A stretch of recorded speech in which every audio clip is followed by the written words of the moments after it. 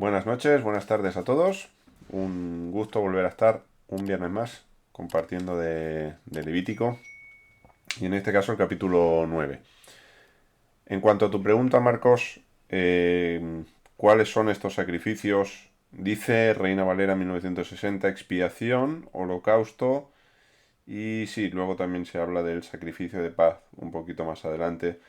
Como ya habíamos comentado en otros estudios con capítulos anteriores, a menudo, cuando tenemos la palabra expiación o un sacrificio en expiación, generalmente no tenemos realmente la palabra expiar, el verbo expiar en hebreo. Lo que tenemos allí es la palabra hatat. Y la palabra hatat tiene que ver con pecado.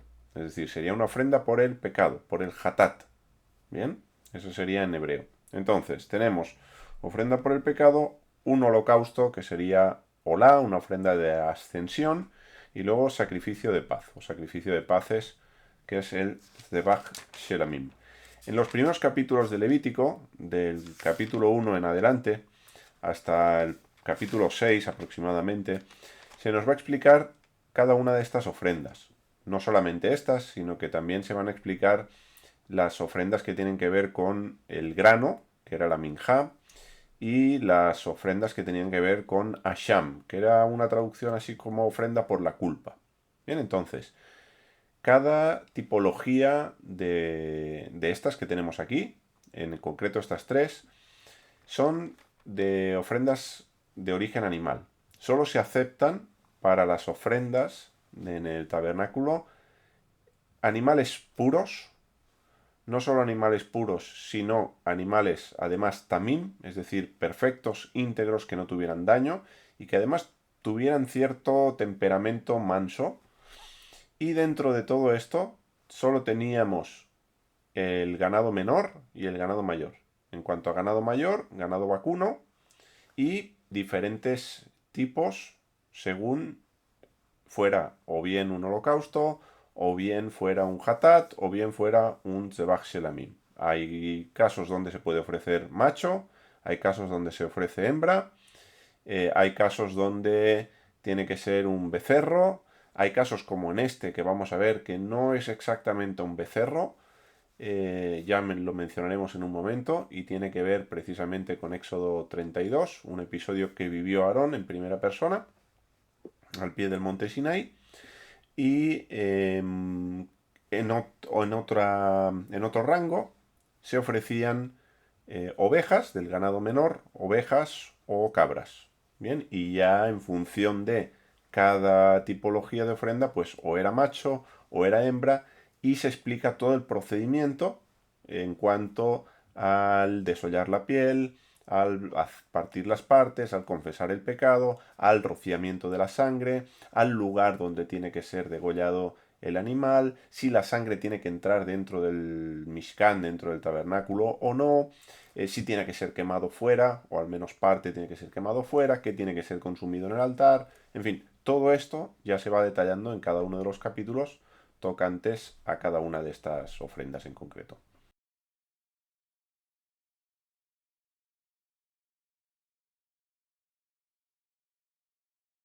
Bien, buena pregunta, Marcos. Sin duda, hay un coste.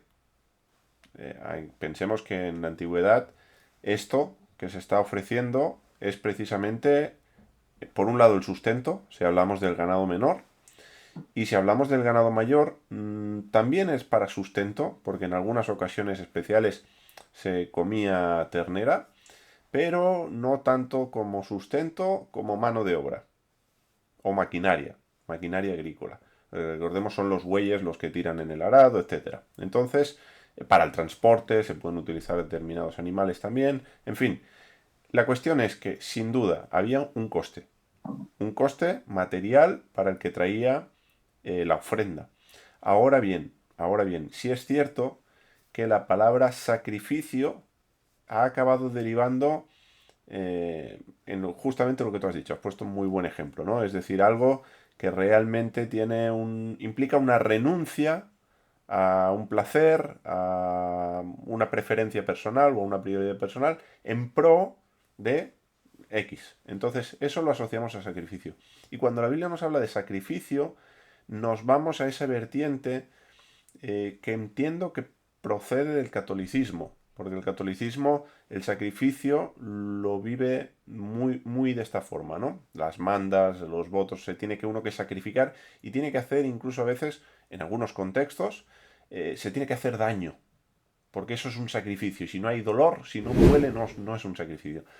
Estas ideas no estarían tanto en el concepto de sacrificio en la Biblia hebrea y mucho menos en este contexto de ofrecer un ternero, de ofrecer una cabra o de ofrecer un macho cabrío, una oveja, en fin, lo que correspondiera según cada caso. ¿Bien?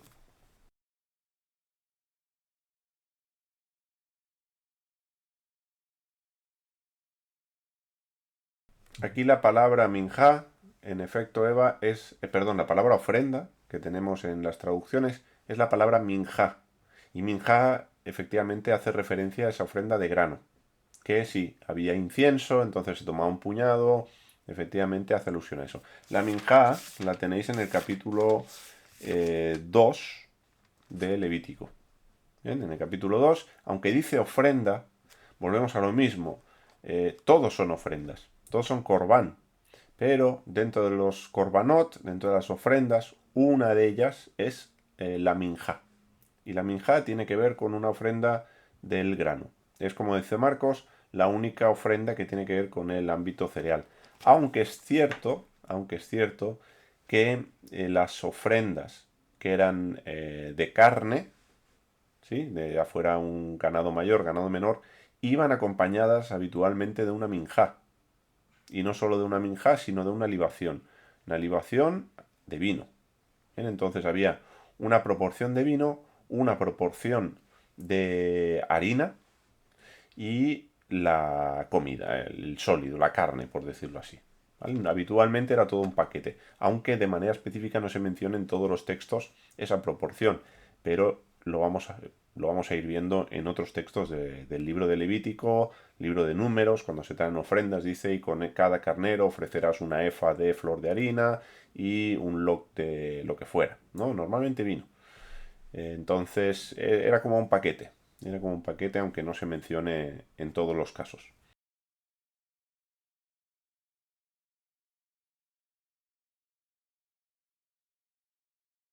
El altar del holocausto, el altar del Olá, de la ofrenda de ascensión, que es el que teníamos en el atrio, recordemos, porque hay dos altares.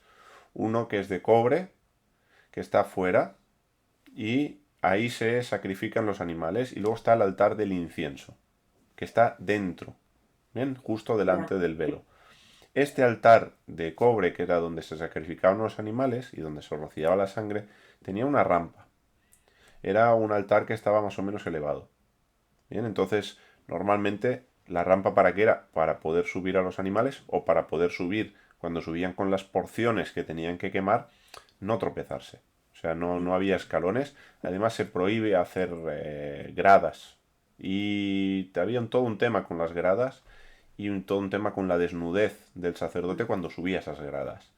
Entonces era una rampa de acceso a donde estaría la parrilla, por ponerlo en un lenguaje nuestro.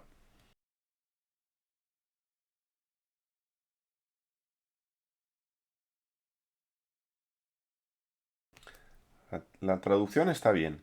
La traducción está bien. En este caso no hay ningún problema con traducción. En este caso es una cuestión de interpretación, ¿no? O de cómo ese versículo se ajusta a la teología que tenemos. Realmente lo que se aparece lo tenemos en el verso 23. En el verso 23, después de que hayan hecho lo que Dios les ha dicho, dice, entraron Moisés y Aarón en el Mishkan, no, en el Oel Moed, en la tienda de reunión, perdón, dice, y salieron y bendijeron al pueblo, y la gloria de Adonai, la gloria de Dios, se apareció a todo el pueblo. Esto es lo que se aparece, la gloria de Dios.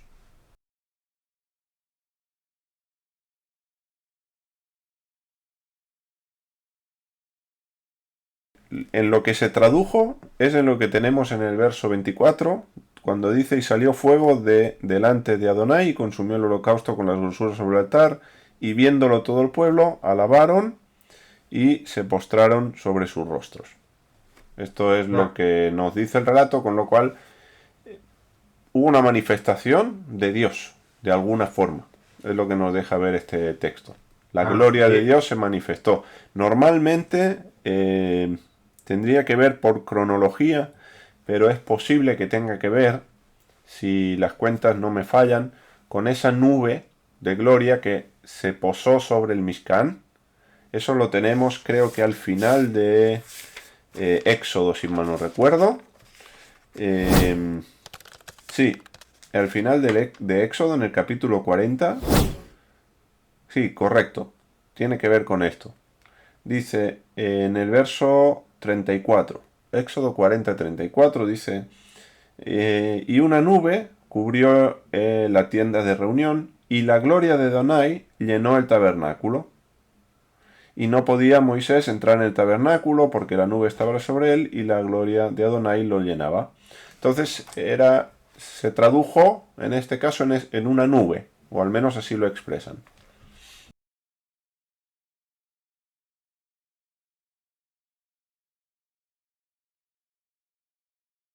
Salió fuego de delante de Adonai, que sí, presumiblemente hablaríamos de lo que es el Ohel Moed, en la tienda de reunión, porque eso era estar delante de Dios.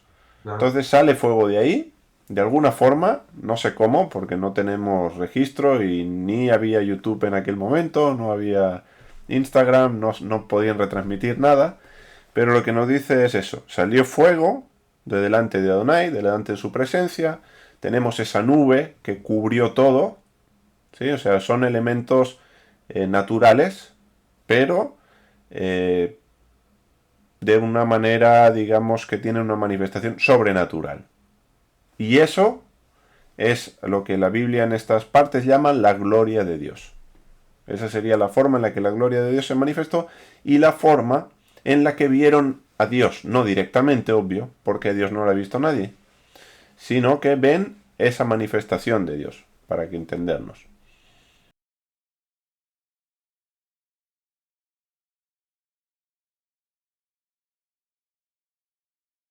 No, no, pero tiene que ver. No se produce en una solemnidad, pero tiene que ver. ¿Por qué no se produce en ninguna solemnidad? Porque el Mishkan se inaugura, según registros del Éxodo, si tengo Éxodo... Sí, en Éxodo 40:17 es cuando realmente se inaugura el... Dice así, en el día primero del primer mes, en el segundo año, es decir, ya llevan 2 años fuera de Egipto, así en el día primero del primer mes, ese día es cuando se manifestó, ese día fue cuando fueron consagrados Aarón y sus hijos. Y es cuando se manifiesta la gloria de Dios. Entonces, no tiene que ver con ningún moed, ninguna solemnidad, ningún encuentro divino, ninguna cita divina. Ahora bien, el octavo día, sin ninguna duda, nos conecta con el octavo día de la solemnidad de Sukkot. Porque Sukkot, recordemos, es desde el 15 hasta el 22 del séptimo mes. Esa solemnidad, Sukkot, se nos ordena, curiosamente, habitar en tiendas 7 días. Bueno, se ordena a todo nativo en Israel. La prescripción va para todo nativo en Israel. Entonces, durante 7 días habitar. Ahora, se añade un octavo día. Ese octavo día, de manera profética, está apuntando a la nueva Jerusalén, a un nuevo tiempo, a una nueva era.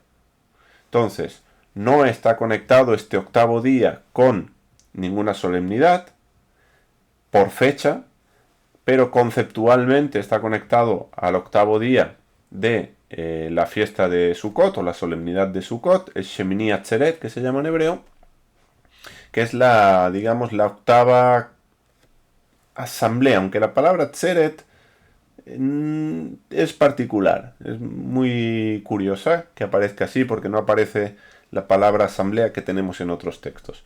Entonces, Shemini Atzeret, la octava, vamos a traducirlo así, asamblea, la octava reunión, y también tiene que ver con el bebé circuncidado el octavo día.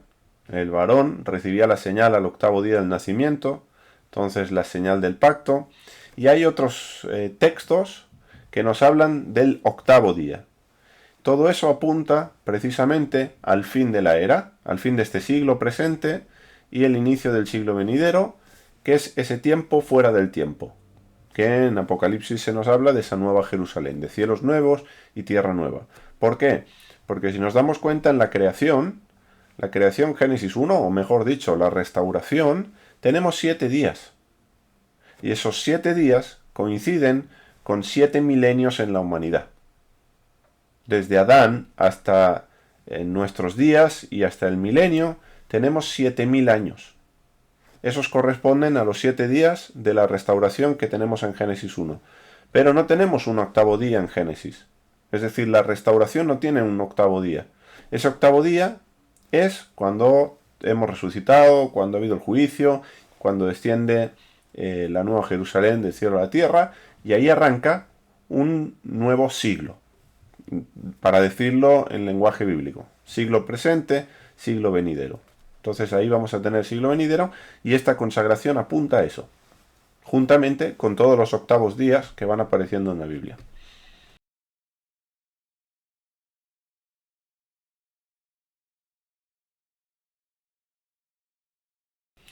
En la Biblia ninguna. En la Biblia ninguna. Sí que especialmente en el macho cabrío por Azazel, que es lo que dice en Yom Kippurim, en el ritual de Yom Kippurim que tenemos en Levítico 16, ya llegaremos, ahí se echaban suertes, una por Azazel y otra por Dios. Y en literatura posterior, Azazel aparece como un nombre de un demonio. Entonces, claro, ¿qué ocurre? Que se agarró eso, se trajo a la Biblia y dijeron, ¿ves? Este macho cabrío es para este demonio, para Azazel. Pero esto no lo dice la Biblia. Esto no está en la Biblia. Azazel no deja de ser un nombre con cierto misterio, pero no deja de ser incluso un nombre teofórico. Es decir, el nombre de Dios está presente en Azazel. El final tiene que ver con el nombre de Dios que Dios se dio a conocer con ese nombre de los patriarcas. ¿Bien? Sería muy raro, sería muy extraño, que Dios ordene algún tipo de ofrenda para el maligno. O sea, Dios está pidiendo a su pueblo que de alguna forma sacrifiquen algo a Satanás. Esto es raro. Esto a mí no me encaja. Me cuesta de creer que esto fuera posible. Porque me suena a idolatría. Me chirría por todos los lados. Entonces, ¿qué función sí tenía ese macho cabrío? Pues sobre ese macho cabrío se confesaban los pecados y era enviado al desierto. Y hay profecías que precisamente nos hablan de que Dios va a hacer eso con el pecado de su pueblo. Va a agarrar los pecados y los va a hacer alejar de su pueblo. Entonces creo que la simbología específicamente de ese macho cabrío tiene que ver con ese perdón de Dios precisamente, con ese alejamiento que Dios va a hacer de nuestros pecados, del pecado de nuestro pueblo, de nosotros. Por eso el macho cabrío es enviado fuera. Y es enviado fuera del campamento. Recordemos que todo aquello que era inmundo era enviado fuera del campamento. El leproso, si su lepra era crónica, era enviado fuera del campamento. Había determinados sacrificios que se quemaban fuera del campamento. Entonces todo aquello que tenía que ver con la ley de la muerte y el pecado era fuera del campamento. Entonces este macho cabrío creo que apunta a eso. Pero en ningún caso se vincula el macho cabrío con Satanás. Luego sí tendremos el libro de Daniel, donde va a aparecer un macho cabrío, pero ahí también tenemos mucha simbología y habría que estudiar y habría que ver exactamente a qué se refiere cuando tenemos esas figuras. Bien, pero en este texto, en los sacrificios que tenemos en Levítico, hablar de algún tipo de sacrificio para Satanás, creo que es idolátrico.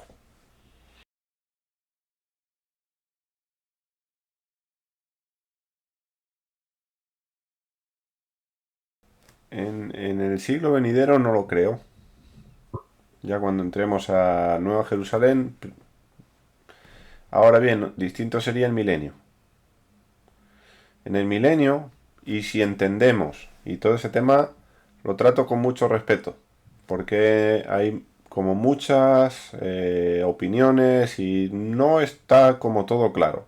Bien, entonces, con mucho respeto, pero sí entiendo que si las profecías del libro de Ezequiel, que hablan de un templo, entendemos que es algo que tiene que ocurrir todavía, que no ha ocurrido, y entendemos que justamente es algo que va a ocurrir en el milenio, en el libro de Ezequiel sí se nos habla de sacrificios. Por lo tanto, si esto es correcto y entendemos esto de esta forma, los sacrificios volverán a estar en funcionamiento. Bien, ahora, van a haber ciertas cosas que sí en efecto van a cambiar. Pero van a cambiar no porque se nos antoje a nosotros cambiarlas, sino porque Dios ha anunciado por boca de sus profetas que van a cambiar. Y justamente hay una profecía que habla del ayuno del séptimo mes. El ayuno del séptimo mes es Yom Kippurim. Y dice que juntamente con el ayuno del quinto mes y otro mes que no recuerdo cuál es, en esa cita, dice que las va a convertir en alegría.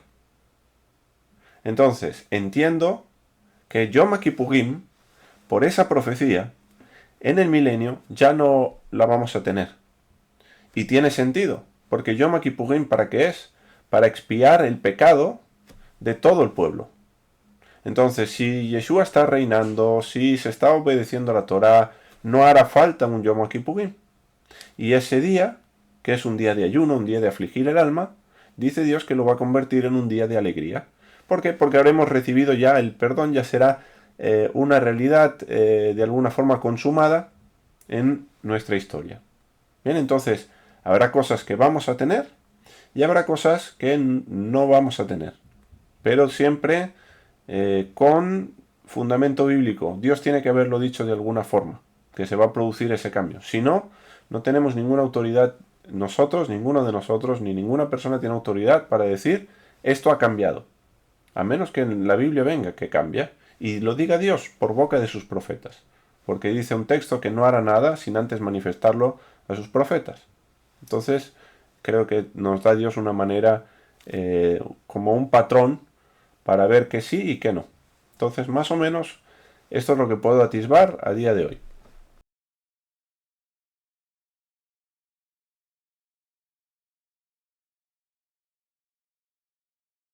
Para empezar a responderla, yo creo que tenemos que sentar al menos dos bases. La primera sería que se repite en todos los casos. En todos los casos, si vemos que lo que hemos hablado de casquería, en ningún caso eso se salva de la quema, sino que en todos los sacrificios, en todas las tipologías de ofrenda, eso iba fuera. Bien, eso por un lado. Por otro lado, tenemos que también diferenciar entre lo que se ofrece como una ofrenda y lo que no se ofrece como una ofrenda. Hay un texto, no recuerdo dónde, pero hay un texto, no sé si en Levítico, no sé, hoy no sé cómo voy de citadores por ahí, pero si alguno lo tiene, que lo apunte. Por favor. Hay un texto que hace alusión y lo voy a parafrasear. Y es que viene a decir como que tú puedes comer carne según te apetezca allí donde vivas. Pero sí o sí la sangre la tienes que derramar en tierra. Bien, es como la premisa básica. Entonces, ¿eso qué significa? Que no todo el animal que uno se iba a comer, que el israelita de a pie se comía, pasaba por el templo. Recordemos que en un momento tenemos En este caso sí, todas las tribus viviendo alrededor del tabernáculo. Pero cuando entran a la tierra de Israel y cada tribu toma posesión de su tierra, pues algunos están realmente lejos del tabernáculo y luego lejos de lo que será el templo en Jerusalén. Si cada vez tienen que venir a ofrecer algo a Jerusalén para poder comer carne, pues está claro que no comerían más que 3 veces al año y, y a ver qué parte, ¿no? Ahora bien, dicho esto, sí es cierto que los sacerdotes realmente cuando comen carne tampoco comen cualquier carne.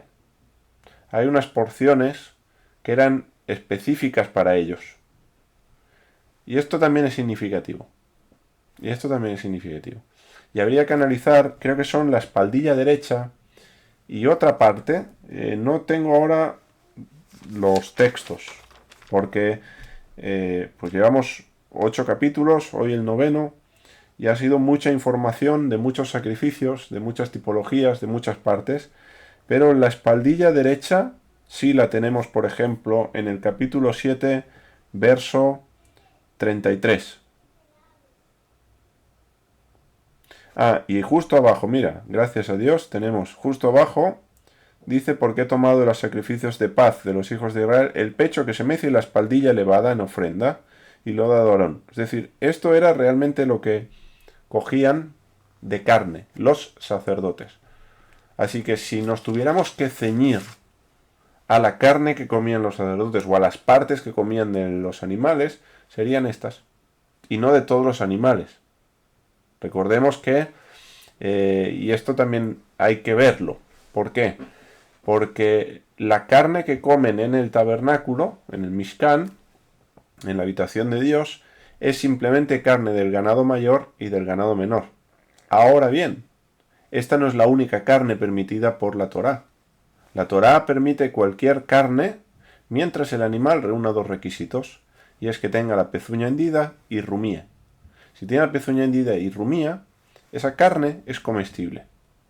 Bien, así que digamos que hay cosas para el sacerdote de manera específica y cosas para Israel, aquellos que no son sacerdotes. Bien, hay leyes, y las iremos viendo, específicas para el sacerdote y leyes que no son para aquellos que no sean sacerdotes. Bien, entonces, las partes específicas que ellos comían en el contexto del tabernáculo quedan restringidas a eso. Ahora bien, distinto es que haya una norma general y que se va repitiendo.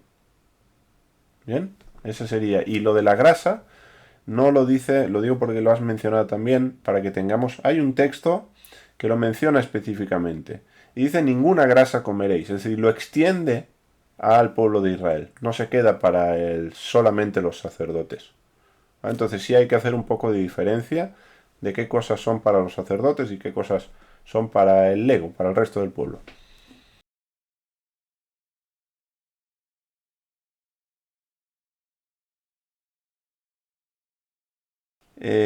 Fíjate que en el verso 22 dice, y alzó Aarón sus manos hacia el pueblo y lo bendijo. Es decir, Aarón bendice aquí el pueblo. Ahora, hay toda otra operación donde Aarón desciende después de hacer el sacrificio, entran Moisés y Aarón en la tienda de reunión, salen y ahora bendicen los dos. Hay quien dice, mira, son 2 bendiciones diferentes. Hay quien dice, no, es la misma. No importa. Sean diferentes o no, realmente en este texto no nos dice cuál es la bendición, solo nos dice lo que hicieron. Dice que bendijeron. Ahora, ¿cómo si sabemos de manera inequívoca que al menos una de las dos, si no las dos, es la bendición sacerdotal? En Números 6 utiliza ese lenguaje de una instrucción de Moisés a Aarón y a sus hijos. Y le dice, en Números 6:23, habla a Aarón y a sus hijos y diles, así bendeciréis a los hijos de Israel, diciéndoles, Adonai te bendiga y te guarde, Adonai haga resplandecer su rostro sobre ti, tenga en ti misericordia, Adonai alce sobre ti su rostro y ponga en ti paz. Y dice aquí, y pondrás mi nombre sobre los hijos de Israel y yo los bendeciré. Entonces, eran unas palabras que el sacerdote profería, pero que como consecuencia no negativa, sino una consecuencia positiva, Dios bendecía al pueblo. Es decir, luego se traducía en algo. ¿Bien?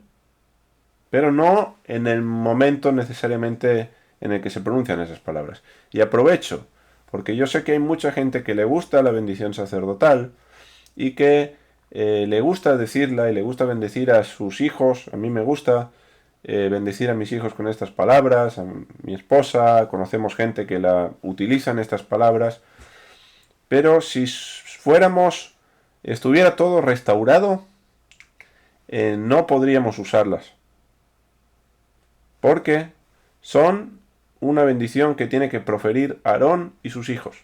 Es la bendición del sumo sacerdote. Entonces, si hubiera un sumo sacerdote ejerciendo, no podríamos apropiarnos de estas palabras, no tendríamos la autoridad para decirlas, no tendríamos la posición, es decir, quien tiene que decir las palabras son o es el sumo sacerdote. Esta es la bendición, por eso es bendición sacerdotal. Entonces, ¿qué ocurre? Que claro, a día de hoy no hay un sumo sacerdote en la tierra ejerciendo, no hay un sumo sacerdote que pronuncie esto, o al menos no en la dispersión, y por ahí hacemos apaños. Pero tengamos claro que son eso, que son apaños, que no es el orden tal y como Dios lo estableció. Bien, solo como un apunte para tenerlo en cuenta.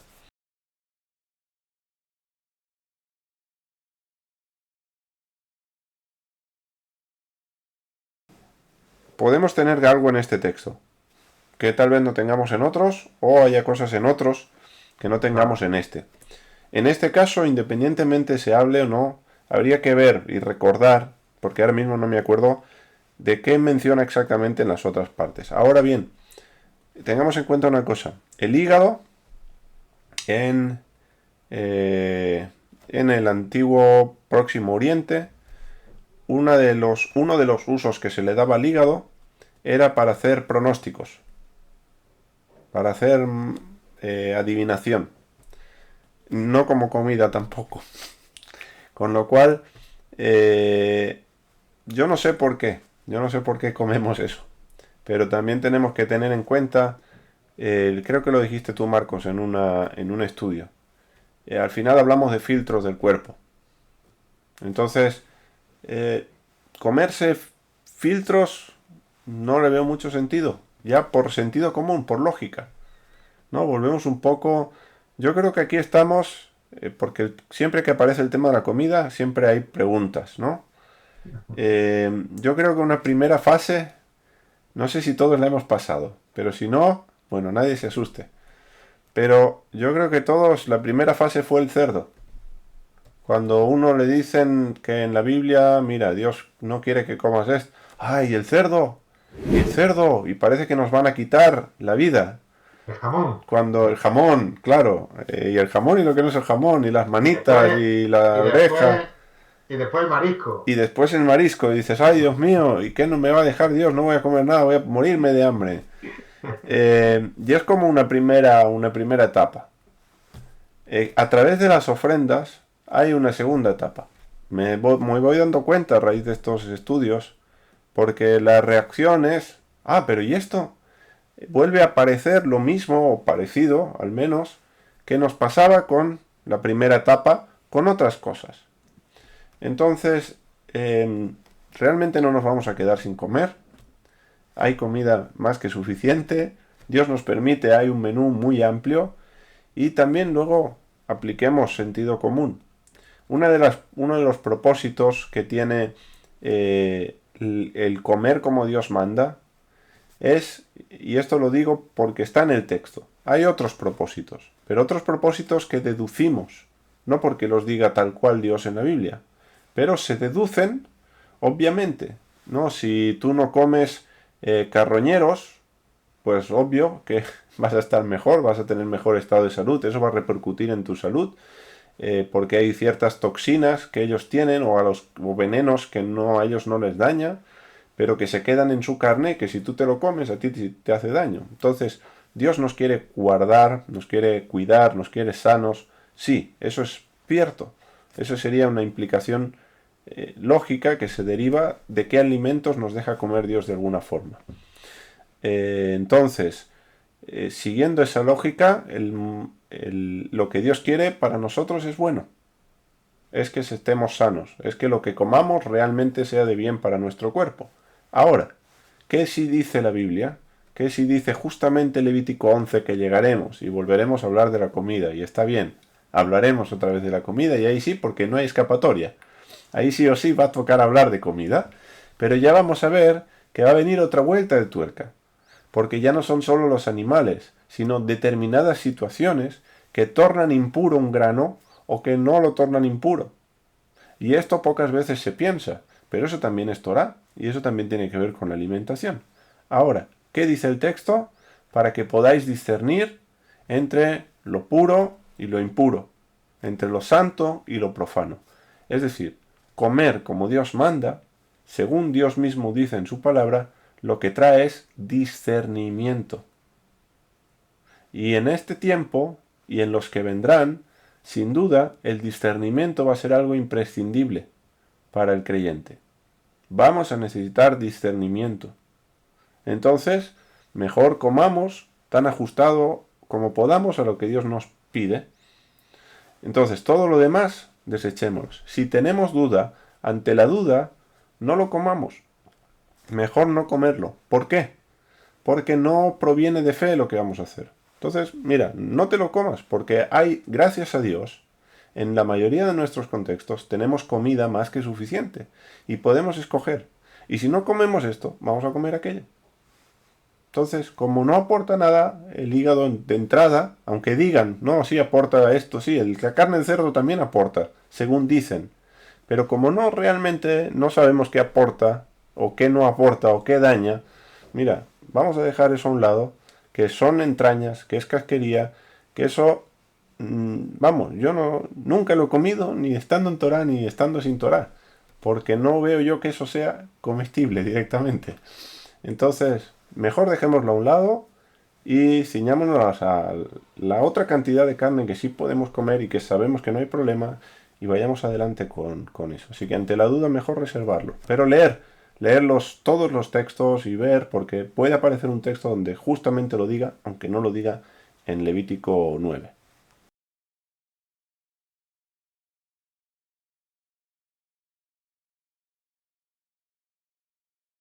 Muy bien. Bueno, un detalle muy sencillo. Lo he mencionado al inicio y ahí ha quedado, pero creo que vale la pena traerlo ante vosotros como también enseñanza. Y es que cuando en el versículo 2 Dios le dice a Moisés que llame a Aarón y a sus hijos y a los ancianos de Israel, y le dijo, llamó a Moisés y dijo a Aarón, toma de la vacada un becerro, y dice por Hatat, por el pecado. ¿Por qué un becerro por el pecado? Si aquí van a ser consagrados. No, es como que hay una pieza ahí que dices, ¿por qué un pecado ahora? O una ofrenda por el pecado. Y es que la palabra becerro, de vuelta, no siempre en hebreo es la misma. Podemos tener becerro en muchos textos y que en hebreo sean diferentes palabras. Aquí se utiliza una palabra que es egel. Y la palabra egel aparece en Éxodo 32. Y rápido vais a hacer la conexión cuando os diga becerro de oro. El becerro de oro, allí la palabra becerro es egel. Entonces, curiosamente, para la consagración se le va a pedir a Aarón, que fue el que le dio forma al becerro, al egel, y eso llevó y causó pues gran desgracia para Israel, porque muchos incurrieron en idolatría y 3.000 murieron. Es de alguna forma que para la consagración tiene que haber como esa reparación, esa restitución del daño que causó con el egel, con el becerro, con un novillo, podría traducirse tal vez mejor la palabra. Entonces, antes de ser consagrado, dejas solventado el daño que causaste con tu pecado. Y esto sería también para nosotros, ¿no? Antes de consagrarnos a servir al Señor de alguna forma y de consagrarnos a gente que dice al ministerio, bueno, a servir a Dios de cualquier forma, porque uno puede servir a Dios de muchas formas. Entonces, antes de consagrarnos al servicio de Dios, ver qué cosas, qué cuentas pendientes podemos tener y saldarlas, ponernos al día y traer ese Egel, ¿no? ¿Qué Egel construimos que llevó a otros a pecar? Que pecamos nosotros, porque Dios dijo no te harás ninguna imagen, y Aarón la hizo. Entonces, ¿qué cosas hemos hecho que han llevado a otros a pecar y que nosotros haciéndolas hemos pecado también? Para ahora traerlas ante Dios y decir, mira, eso que se queme y es una ofrenda que yo te traigo a ti por mi pecado, por el pecado que yo causé. Y una vez traemos eso, es que vamos a ser consagrados para el servicio de Dios, y no solo eso, sino que ¿qué ocurre? Que se va a aparecer, se va a manifestar la gloria de Dios de alguna forma. Vamos a ver la gloria de Dios si traemos y ponemos en orden nuestras vidas con cuentas pendientes que podamos tener del pasado, y no importa el tiempo. No importa el tiempo. Fíjate que aquí el Mishkan se levanta en el segundo año. Ha pasado ya un tiempo, porque cuando llegan al Sinaí llegan al tercer mes de haber salido. Con lo cual era algo que Aarón había hecho al menos un año y medio. Un año y medio antes. Así que no importa cuánto tiempo hace, pero para servir a Dios, trae tu Egel, sea lo que sea ese Egel que hiciste, y como ofrenda por el pecado, preséntale al Señor, y que luego Él pueda manifestar su gloria en tu vida y la vida de los que te rodean. Así que ese es el detalle que quería sí o sí compartir de este texto. Hay, obvio, como siempre, muchas cosas, pero ya volveremos, si Dios lo permite, a Levítico.